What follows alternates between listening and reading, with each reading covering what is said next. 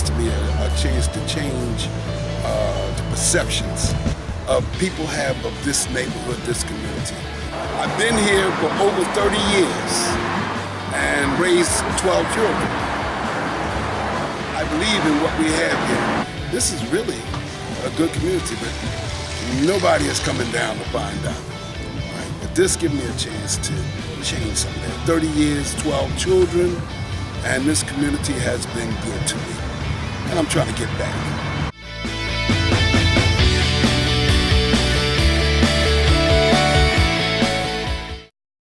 Live from Bakersfield with Egg Harris, Minnie Hope, and Rodney Jackson. This is the Channel 6 News. Good morning. I'm Minnie Hope. And I'm Egg Harris. A top story.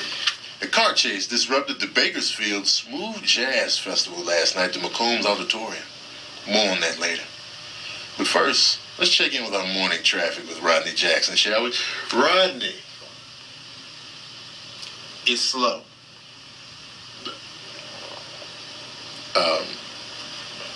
Is that all? Yep. Okay, well, that fire is still raging in the Peterson building on Utah Street. I hope the weather can provide some relief for our Bakersfield firefighters. Rodney? It's cold. What? Bring a jacket, 'cause it's cold. Kind of brief there, Rodney. I'm certain the citizens of Bakersfield would like to know more about the traffic and weather. Yeah, I mean, come on, Rodney, you got to give us more. I mean, you know, it's slow, it's cold, it's not enough. You know what? It's funny you say that it's not enough. It's funny you put those words together because, I was thinking the same thing when I looked at my paycheck this weekend. Rodney, we are live. Oh, we live, huh? We live? Okay, so we live. It means we paid the bills in full, huh? We always late in full, huh? We just paid our weatherman partially. Okay, that's cool. So partial payment means partial weather. And so, it's cold. Okay, this is neither the time nor place. Fool me once, shame on you. Fool me twice, you kiss my... Thank you, Rodney. Well, in other news, many Spanish visitors to Bakersfield recibirán piñatas gratis con cada compra de bolas de algodón. Well, it seems our teleprompter is in Spanish. What the devil is going on here? Y'all forgot, huh? I type all your little news stories. I got partial payment, so you're going to get part of it in Spanish. So, viva la raza. All right, enough is enough, man. Okay, this is Bakersfield. Okay, can you at least do the sports? Can you handle that? Of course I will, Ed. Come on now, play. I got you. Barn burner of a game last night between the Bakersfield Ramblers and the Savannah Sand Ants. Man, we got down to the last 4 seconds of the game, okay? Jamal Oates, right there, right over the arc, 4 seconds of the buzzer. He puts it up and... And what? And what? What happened to Jamal? I had money on this game. You want to know how the rest of the game? Yes. I want to know how the rest of my check. Oh, fine. I'll pay you myself. I, Egg Harris, will pay you myself. I'll wire you the funds. How about that? Oh, Egg, you all right, man. Shoot, I done partially shaved today for no reason. Anything to get the news. How much were you shorted? About $14.17. Oh, you... Oh, this...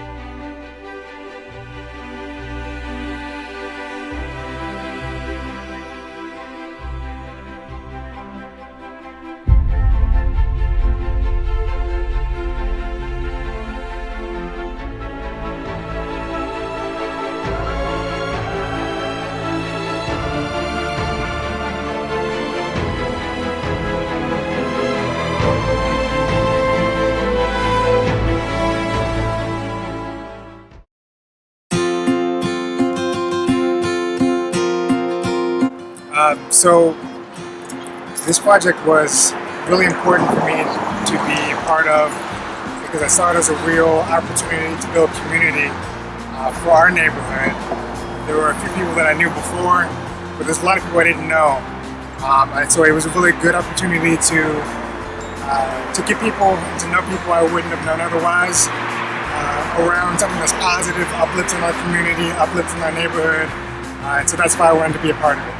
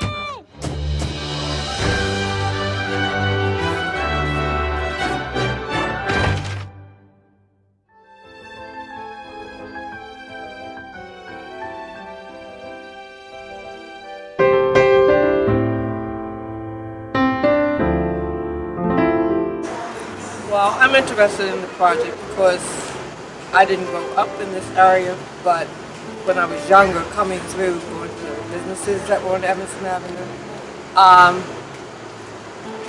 found that how much things have changed, and I like reporting how it was and how it is now.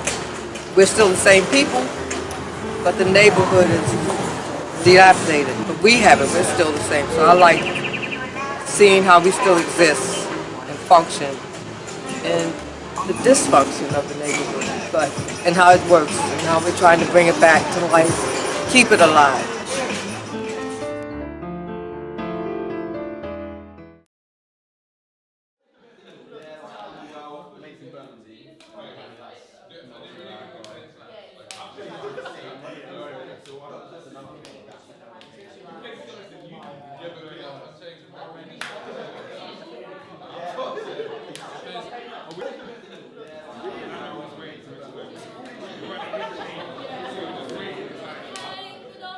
Class, right, can we settle down?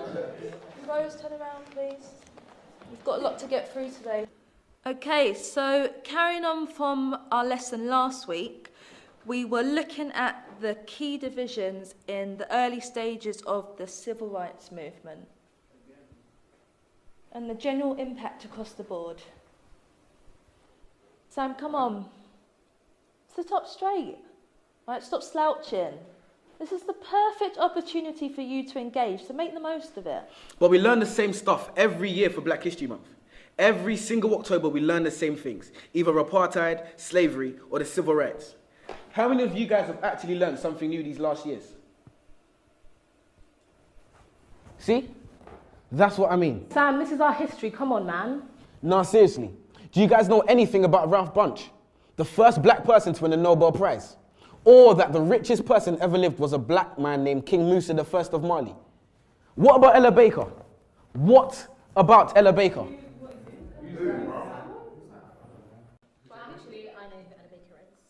One of the most influential women of the civil rights movement. This is why I can't take Black History Month seriously, man.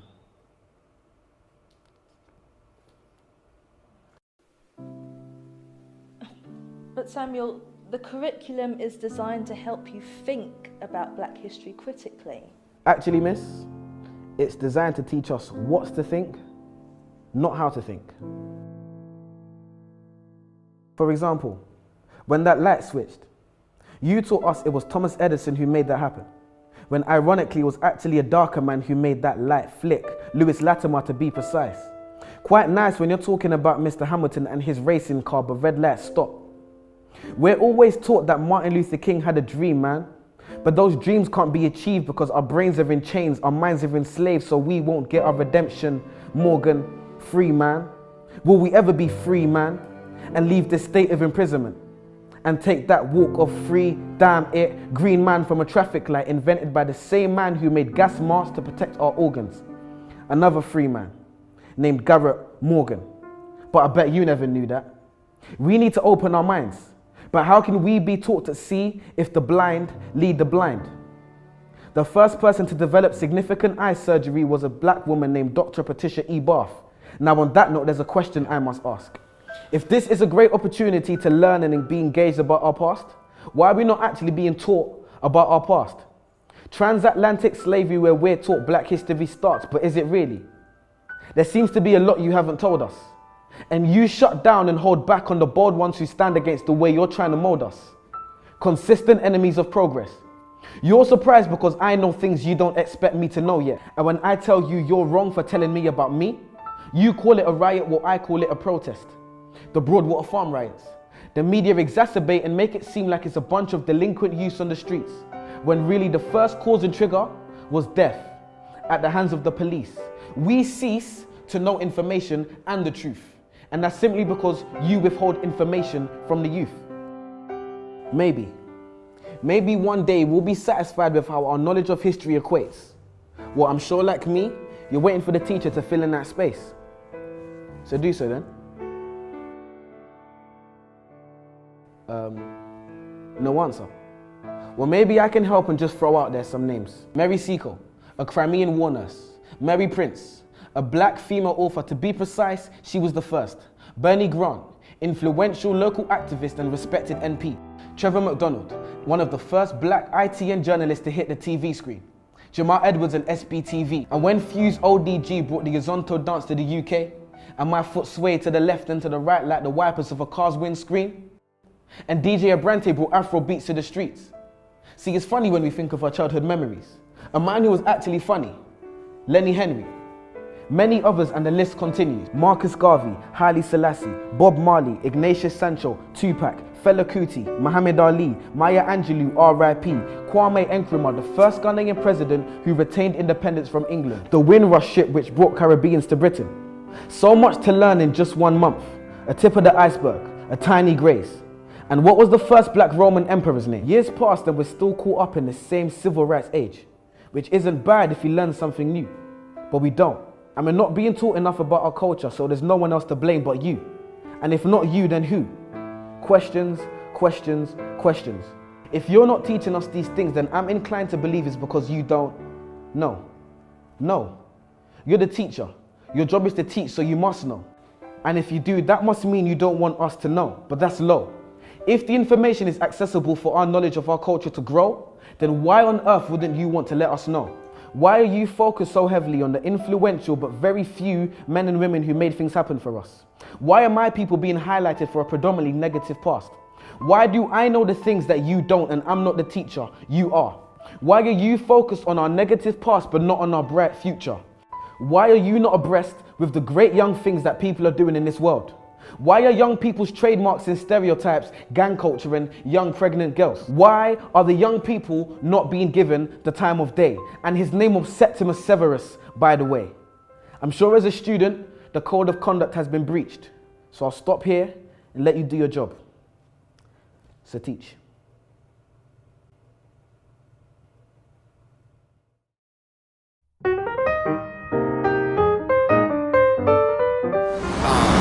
Or get the young people interested in doing art, murals, and taking back their community. Taking back the community. Because they've let so much happen in the community that it just seems like people just don't have the want to take care of their community. And like I said, I've been here over 40 years, and I've seen it grow, I've seen it die, and now it's coming back. I feel it's coming back.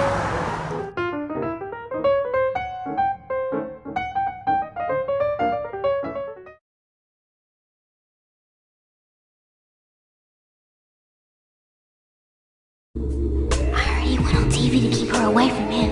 And then she's been stalking him everywhere he goes. Because she can't get enough of Myron. That's because she loves him. Why else would she make me put him on my TV show? I was wondering when you would fall apart. I had no idea when I started that rumor that it would work this well. What? Why did you do that? 2 reasons. You didn't invite me to your party. And everyone knows it's not a party unless La Cienega Boulevard is there. And 2, it was fun. That's it. This time you went too far. Want some? Get some.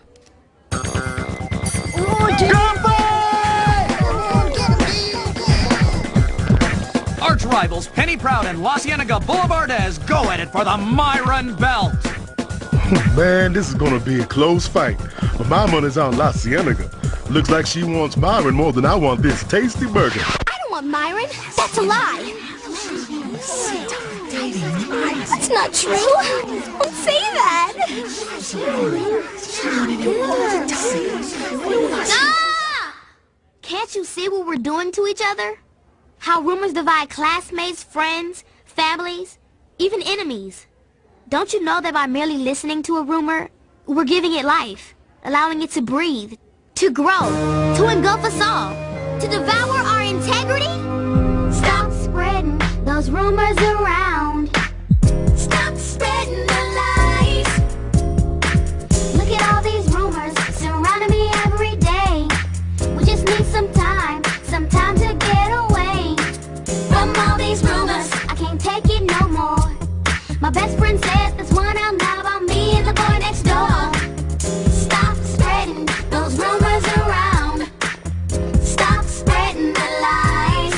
everybody. Let's stop spreading them rumors.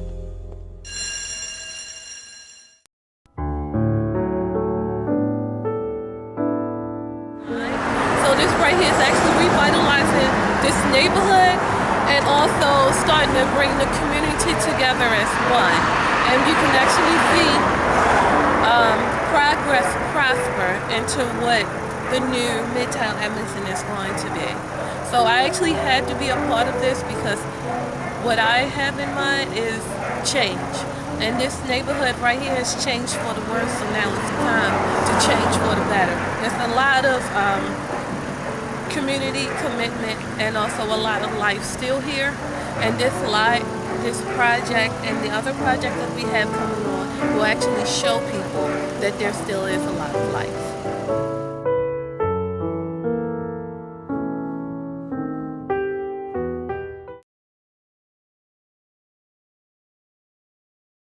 I am not black. I mean, that's what the world calls me, but it's not me. I didn't come out of my mother's womb saying, "Hey everybody, I'm black." No, I was taught to be black. And you were taught to call me that, along with whatever you call yourself. It's just a label. See, from birth, the world force feeds us these labels. And eventually we all swallow them. We digest and accept the labels, never ever doubting them. But there's one problem. Labels are not you and labels are not me. Labels are just labels. But who we truly are is not skin deep. See, when I drive my car, no one would ever confuse the car for me. Well, when I drive my body, why do you confuse me for my body? It's my body. Get it?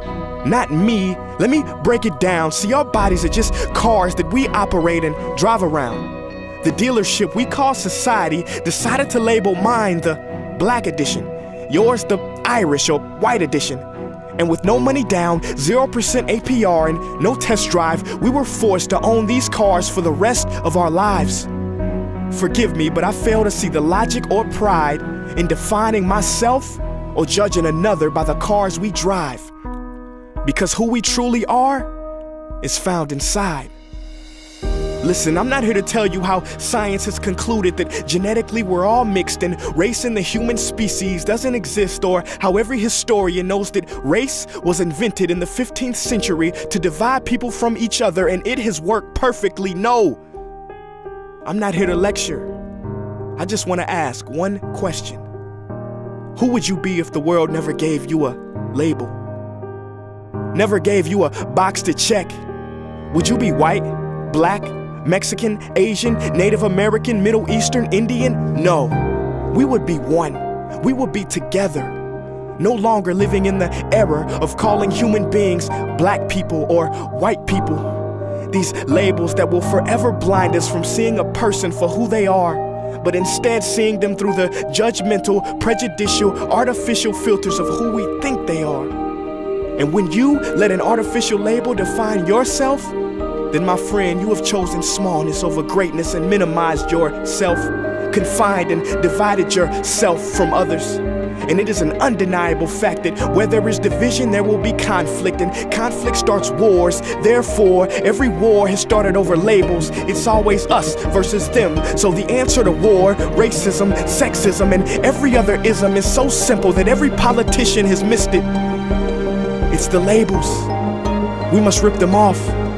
Isn't it funny how no baby is born racist, yet every baby cries when they hear the cries of another? No matter the gender, culture, or color, proving that deep down we were meant to connect and care for each other. That is our mission, and that is not my opinion. That is the truth in a world that has sold us fiction. Please listen, labels only distort our vision, which is why half of those watching this will dismiss it or feel resistance and conflicted. But just remember, so did the caterpillar. before it broke through its shell and became the magnificent butterfly. Well, these labels are our shells, and we must do the same thing so we can finally spread our wings. Human beings were not meant to be slapped with labels like groceries and supermarkets. DNA cannot be regulated by the FDA. We were meant to be free, and only until we remove them all and stop living and thinking so small will we be free to see ourselves and each other for who we truly are.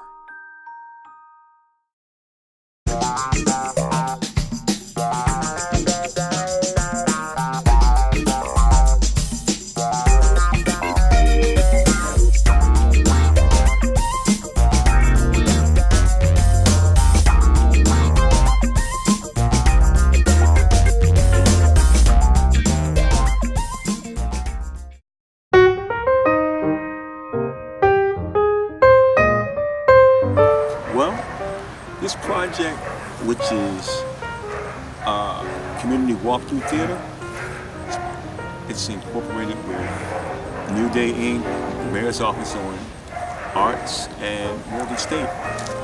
And it means a lot to me because it impacts my immediate community, and it gives me a chance to work with one of the passions that I have, one of my hobbies, which is photography.